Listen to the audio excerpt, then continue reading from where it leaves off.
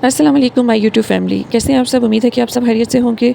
तो आज बात करेंगे बलूचिस्तान में होने वाले वाक़ये के बारे में, जो कि पिछले कुछ दिनों से हर जगह पर सोशल मीडिया पर देखा जा रहा है। एक लड़की के कत्ल का केस है, बानो जिसका नाम है, बलूचिस्तान से उसका ताल्लुक़ था। और एहसानुल्लाह जिसका बानो के साथ अफेयर बताया जा रहा है, बल्कि उसका निकाह बताया गया था कि दोनों ने निकाह किया था और इस जुर्म में दोनों को कत्ल किया गया।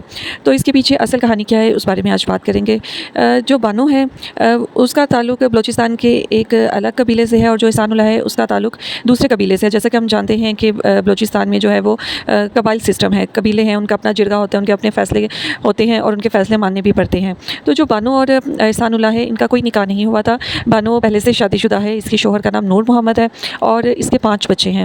और जो एहसानुल्लाह था वो भी पहले से शादीशुदा था और उसके भी 4 बच्चे हैं। अब इनका पता नहीं कैसे कोई अफेयर इनका चला और कैसे इनका कोई निकाह नहीं हुआ, क्योंकि बानो ऑलरेडी निकाह में थी, तो निकाह के ऊपर तो निकाह नहीं हो सकता। तो ये दोनों किसी और जगह पर जाकर रह रहे थे कुछ अरसे से। तो अब पता नहीं क्या हुआ, ये दोनों वापस अपने घरों में चले गए। बानो भी अपने घर अपने बच्चों और शौहर के पास आ गई, और जो इनकी फैमिली थी, जो कबीला था, उसने इस चीज़ को कबूल कर लिया कि ठीक है, ये वापस आ गई अपने बच्चों के पास, तो ये यहाँ पर आराम से रह सकती है।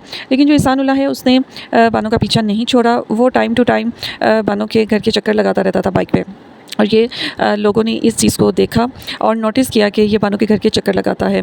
अब जो बानो का भाई है उसने वहाँ पे जो अपने कबीले का सरदार था उसको ये बात बताई कि इस तरह से इस कबीले का बंदा है, ऐसे वो अभी भी मेरे बहन के पीछे आता है और उसके घर के चक्कर लगाता है।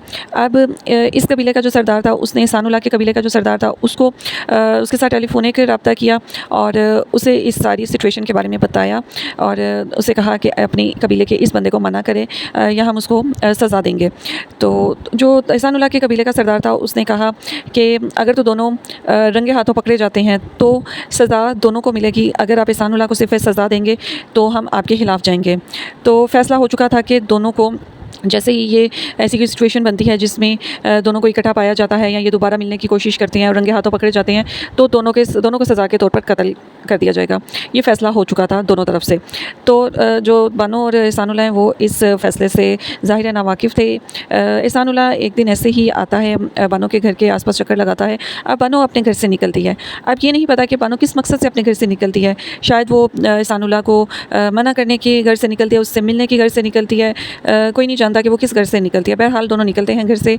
जैसे वो निकलते हैं उनका पीछा किया जाता है और उनको रंगे हाथों पकड़ लिया जाता है और एहसानुल्लाह को मौके पर ही मार दिया जाता है। और जो बानो है, बानो को जहाँ पे जैसे उनके फ़ैसले किए जाते हैं, कत्ल के लिए ख़ास जगह होती है, वहाँ पर ले जाया जाता है।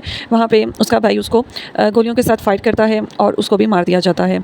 अब ये तो हो गई उनकी सज़ा, और ये असल हकीकत इस वाक़ये के पीछे। अब जो इस कहानी से, इस वाक़ये से सारा हमें जो सीखने को मिलता है, ख़ास तौर पर शादीशुदा औरतों के लिए और कहीं न कहीं मर्दों के लिए भी सीखने के लिए है कि अगर आप शादीशुदा हैं, माशाल्लाह से आपके बच्चे हैं, आपका शौहर है, तो आपको ऐसा कदम उठाने की ज़रूरत ही क्या है। एक तो ये हमारे इस्लाम में गैर शरई है इस तरह से नामहरम के साथ इतने अरसे तक रहना, और जबकि आप उसके साथ निकाह भी नहीं कर सकते। तो ये तो हमारे जो इस्लाम है, दीन है, उसमें इस चीज़ को कबूल ही नहीं किया जाता, और माशरा भी इस चीज़ को कबूल नहीं करता। और मर्द को भी इन चीज़ों से इज्तनाब करना चाहिए। आपकी फ़ैमिली है, आपकी बीवी है, आपके बच्चे हैं, आपको और क्या चाहिए। तो इस तरह के जो अफेयर्स हैं, प्लीज़ उससे बाज़ रहें। और